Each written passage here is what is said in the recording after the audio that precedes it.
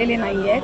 खरं तर महायुतीची एक सर्वात महत्त्वाकांक्षी योजना म्हणजे मुख्यमंत्री माझी लाडकी बहीण योजना आहे. याची KYCची प्रक्रिया ही साधारणपणे गेल्या वर्षी ऑगस्ट महिन्यामध्ये सुरू झाली होती आणि त्याला पहिल्या सुरुवातीच्या ह्याच्यामध्ये जवळपास 3 महिन्याचा कालावधी देण्यात आला होता.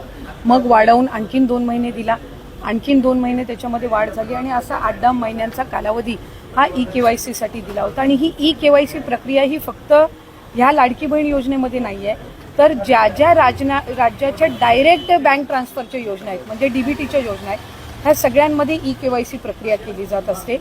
आणि हा जो 80 लाखाचा आकडा आहे हा फक्त KYCचा नाही. यात KYCचे काही महिला असतील ज्यांनी KYC केलेली नसेल इतक्या मुदतीत सुद्धा तेही आहेत. काही आम्हाला गेल्या 10-10.5 महिन्यापासून आम्ही एक IT विभागाचा म्हणजे इन्कम टॅक्सचा आम्ही जो आकडा ज्यांचं उत्पन्न 2.5 लाखापेक्षा जास्ती आहे हा डेटा जो आहे हा आम्ही त्या ठिकाणी मागवलेला होता. त्याला साधारणपणे 10-11 महिन्याचा कालावधी गेला. तर त्या जवळपास एक 11, 11.5, 12 लाख हा तो डेटा याच्यामध्ये 80 लाखामध्ये समावेश आहे. याच्यात 4.5 पावणे 5 लाख अशा महिला आहेत ज्या 65 वयोगटाच्या पुढे गेलेल्या आहेत, जे वयाचं निकष आहे तर त्यामध्ये असतील. त्याच्यानंतर याच्यात सरकारी कर्मचारी ज्यांनी लाभ घेतला होता ते काही हजारांमध्ये होते, 14-14.5 हजार असतील. त्यांच्याकडून वसुली जी आहे ही गेल्या 8 महिन्यापासूनच सुरू आहे, त्याच्यामुळे ते याच्यामध्ये आहेत. तर अशा पद्धतीनं काही नमो शेतकरीचे आहेत जे नमो शेतकरीचाही लाभ घेत होते, याचाही घेत होते. तर अशा पद्धतीनं ते साधारणपणे हा आकडा आहे. याच्यात सुद्धा काही आमच्याकडे ज्या लाभार्थी महिला आहेत यांनी विनंती केलेली आहे की त्यांनी KYC करून सुद्धा त्यांना लाभ हा बंद झालेला आहे. आम्ही त्याची फेर तपासणी करत आहोत जेणेकरून कुठलीही महिला जिने KYC केलेली असेल ती लाभापासून वंचित राहता कामा नये. त्याच्यामुळे राज्याचे मुख्यमंत्री देवेंद्र फडणवीस साहेब, एकनाथजी शिंदे साहेब, आदरणीय सुनेत्रा काकी असतील, मंत्रिमंडळ असेल, यांच्या याच्यानी आपण ती ज्यांनी KYC केलेली आहे पण त्यांचा कदाचित काही कारणास्तव टेक्निकल अडचणीमुळे लाभ बंद झाला असेल ती आम्ही करतोय. काही अशा आहेत ज्यांनी संजय गांधी निराधार योजना आणि लाडकी बहीण योजना ह्या दोन्हीमधून जे लाभ घेत होते ते छाननीमध्ये कट झालेले आहेत, पण त्यांना दोन्हीपैकी एका योजनेचा कंपल्सरी लाभ हा आपण देणारच आहोत. त्याच्यामुळे जे अशा बाय डिफॉल्ट दोन्हीकडे लाभ घेत होते आणि दोन्हीकडनं त्यांची नावं कट झालेली आहेत त्यांना दोन्हीपैकी एका योजनेमध्येच तरी 100% त्याचा शासकीय ह्या योजनांचा लाभ हा मिळणार आहे. काही RTOच्या संदर्भामध्ये तक्रारी केलेल्या आहेत. यातल्या 80 लाखामधल्या जवळपास 3-3.25 लाख हे RTOचे आहेत ज्यांचे वाहनं आहेत पण ते लाभ घेत होते. हा एक 6-8 महिन्यापासून डेटा मिळालेला आहे, असा कन्सोलिडेट करून आहे. पण त्यातल्याही काही लाभार्थ्यांनी म्हटले की आमच्या नावाने म्हणजे निवेदनं आलेली आहेत की आमच्या नावाने कुठलंही वाहन नाही आहे, तर त्याची फेर तपासणी होईल. तर त्या पद्धतीनं आहे. आणि साधारणपणे ज्यांनी KYC चुकवलेली होती त्यांना 30 एप्रिलपर्यंतची मुदत ही देण्यात आलेली होती दुरुस्ती करण्याची. त्यामुळे असं आहे.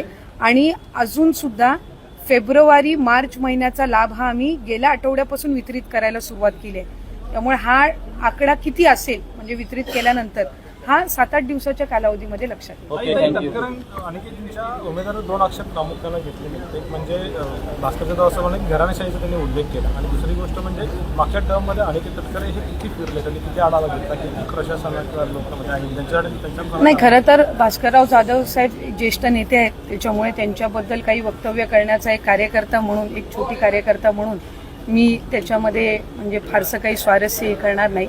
पण महायुतीचे उमेदवार म्हणून अनिकेतजी तटकरे यांना उमेदवारी दिलेली आहे आणि उमेदवार हे महायुती ठरवत असते.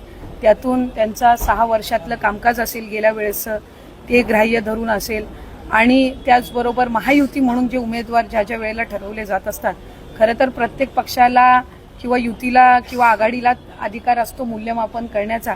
त्यामुळे इतरांनी काय उमेदवार वगैरे केलेले आहेत यावर मी दुसऱ्या पक्षाच्या ह्याच्यावर भाष्य करणार नाही.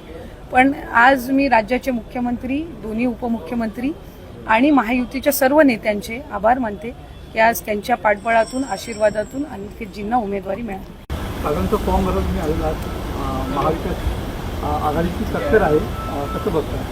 नाही, मी खरं तर सुरुवातीलाच राज्याचे सन्माननीय मुख्यमंत्री आदरणीय देवेंद्र फडणवीस साहेब, उपमुख्यमंत्री आदरणीय एकनाथजी शिंदे साहेब आदरणीय उपमुख्यमंत्री आमचे राष्ट्रीय अध्यक्ष सुमित्रा काकी पवार असतील, भारतीय जनता पक्षाचे सन्माननीय प्रदेश अध्यक्ष रवींद्र चव्हाण साहेब असतील, आदरणीय तटकरे साहेब असतील, त्याचबरोबर शिवसेनेचे जे समन्वयक मंत्री आहेत उदय सामंत साहेब आहेत, इतर सर्व भरतशेठ गोगावले असतील, सगळेच या सगळ्यांचेच या निमित्ताने मी आभार मानेन की महायुतीचे उमेदवार म्हणून आदरणीय राणेसाहेबांचा सुद्धा मी आवर्जून उल्लेख करीन की त्यांनी सगळ्यांनीच आज अनिकेतबाई तटकरे यांचा उमेदवारी अर्ज महायुतीचे उमेदवार म्हणून दाखल करत असताना त्यांना आशीर्वाद दिले.